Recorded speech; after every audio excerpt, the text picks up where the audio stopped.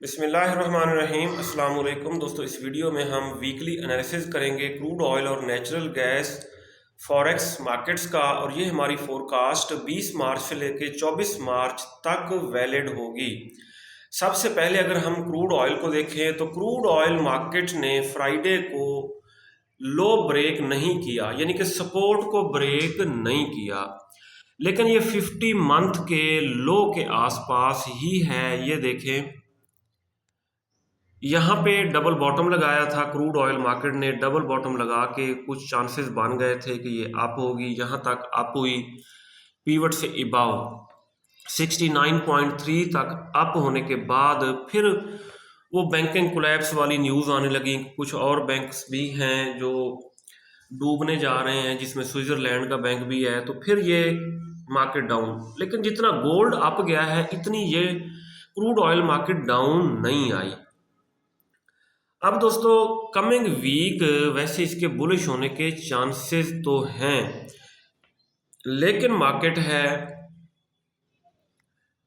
हम अपने फार्मूले से पूछेंगे कि नेक्स्ट वीक इसका क्या मूव होगा। सही है। अच्छा जी, अगर ये ब्रेक दोस्तों करती है 65 को, तो फिर नेक्स्ट इसका टारगेट हो सकता है 62 पॉइंट समथिंग। ये देखें, ये स्ट्रांग सपोर्ट है, यहाँ से टकरा के फिर अप होगी। यहाँ पे अगर आ जाती है 62 के आसपास, यहाँ पे हम बाय की ट्रेड लगाएंगे और उसको होल्ड करेंगे, और ये मई जून तक 100 से अबव जाएगी। और ज़्यादा चांसेस मुझे जो लग रहे हैं, ये हम लगा लेते हैं लाइंस, इसको कर रहे हैं डेल।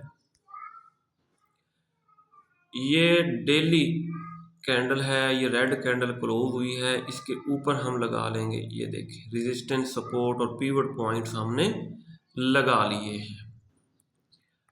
अच्छा, इन लेवल्स को देख के हमने अपनी स्ट्रेटेजी तरतीब देनी है। इनको हम देखेंगे 30 मिनट टाइम फ्रेम में। सही दोस्तों, मार्केट की सपोर्ट है 65.4, ये है मार्केट की सपोर्ट, और वीकली सपोर्ट भी आप कह सकते हैं क्योंकि वीक की कैंडल भी क्लोज हो गई है। और रेजिस्टेंस है 69.77, और ये है मार्केट का पीवट पॉइंट 67.5। मार्केट पीवट से हुई है बिलो क्लोज। अगर मार्केट लो को करती है ब्रेक, मार्केट सपोर्ट को करती है ब्रेक, रिटेस्ट करके डाउन जाने लगती है, तब हमने बाइंग नहीं करनी।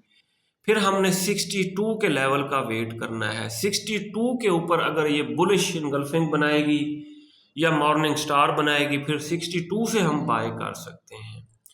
और अगर मार्केट दोबारा डबल बॉटम यहाँ पे लगा के इसको ब्रेक ना कर सकी, सपोर्ट को 65.4 वाली सपोर्ट को यहाँ से टकरा के अप हुई, तो हम नीचे स्टॉप लॉस लगा के बाय का रिस्क ले सकते हैं। फिर इंपॉर्टेंट लेवल ये बन रहा है 69.77। अगर मार्केट 69.77 को ब्रेक करके इसके ऊपर बुलिश कैंडल कर देती है क्लोज, तो फर्दर ये फिर अप ही जाएगी। और जब तक ये 69.7 को ब्रेक करके इसके ऊपर ग्रीन कैंडल क्लोज नहीं करती, तो इसके डाउन आने के चांसेस रहेंगे। दोस्तों, किसी को भी 100% मालूम नहीं होता, इल्म नहीं होता कि मार्केट अप जाएगी या डाउन जाएगी। ये जो 3 लाइनें हम लगाते हैं, इनको support and resistance trading strategy कहा जाता है। सेंटर में लगाते हैं पीवट पॉइंट। ये लेवल्स जो हैं, ये हमें बताते हैं, हाँ जी, अब हमें बाय की तरफ बैठना है या सेल की तरफ बैठना है। अब हम इनगल्फिंग के लेवल्स भी इसमें ऐड कर लेते हैं। इनगल्फिंग थ्योरी से पूछते हैं कि ट्रेडिंग स्ट्रेटेजी हमारी क्या होनी चाहिए। डॉजी के बाद रेड कैंडल क्लोज की है मार्केट ने D1 में। H4 में देखते हैं, H4 में भी कोई खातिर खा हमें नज़र नहीं आ रहा, लेकिन यहाँ पे एक चीज़ हमें नज़र आ रही है। इस कैंडल ने नीचे विक छोड़ी, इसने भी नीचे वीक छोड़ी और इस रेड कैंडल ने भी नीचे वीक छोड़ी है। हो सकता है मार्केट ये यहाँ से डाउन जो आई है ना, ये कुरेक्शन करने आई है। अगर कुरेक्शन इसकी कंप्लीट हो जाती है तो यहाँ से बुलिश भी हो सकती है। ठीक है, यहाँ पे मैंने बाय की ट्रेड पुट की हुई है और ये हमारी बाय अगर हो जाती है कामयाब तो फिर हम इसको होल्ड करेंगे। और मैंने आपको पहले भी बताया है कि मई जून तक मार्केट 80.9 को क्रॉस करते हुए 100 की तरफ जा सकती है और हम मैक्सिमम प्रॉफिट अपना बुक करेंगे। लेकिन जो ही हमारी ट्रेड प्रॉफिट में आएगी हम इसको कर देंगे ब्रेक इवन। ब्रेक इवन क्यों करेंगे? खुदा ना खास्ता मार्केट हमारे अगेंस्ट जाने लगे तो नो प्रॉफिट नो लॉस में कट जाए, ज़्यादा लॉस ना हो। अब यहाँ पे ये तीनों कैंडल्स बता तो यही रही हैं कि मार्केट को यहाँ से वैसे अप जाना चाहिए और ये इसने करेक्शन भी कर ली है। तकरीबन 61.8 के लेवल फिबोनाची तक डाउन आ चुकी है और अब इसको बाय की तरफ।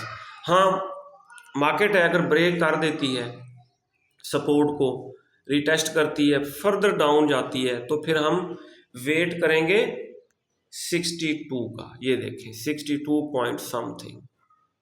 और एक दफ़ा मैंने 62 पे, मेरा ख्याल है आज से 2 साल पहले 62 पे किया था बाय और तकरीबन 82 पे मैंने अपना प्रॉफिट कर लिया था बुक।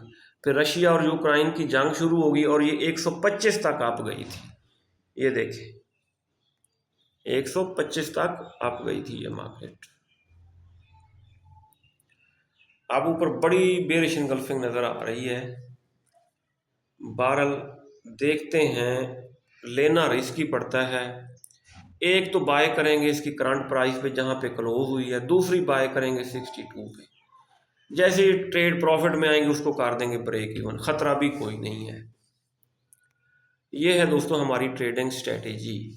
और इसके अलावा 54 की भी बातें हो रही हैं कि अगर 62 ब्रेक हुआ तो 54, लेकिन मैं नहीं समझता कि ये 54 या 55 तक इतनी जल्दी डाउन आए। ये देखें नेक्स्ट सपोर्ट फिर ये बनती है।